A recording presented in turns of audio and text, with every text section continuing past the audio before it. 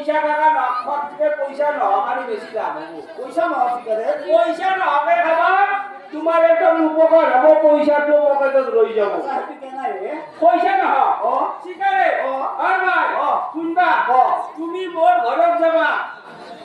গেলুদা তাই গেলে সুন্দর করে তোমার নাংলা দি হুমাবা তুমি গেলে সত খানত চিয়া দিবা সেতু ঘৰত যাবা এগারদাল আইটা করবা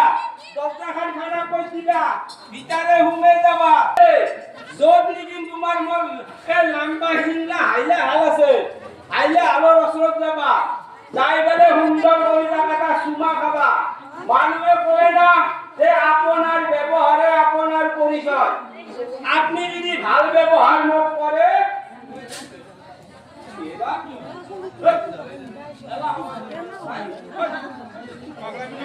আর মই যদি ভাল ব্যবহার করু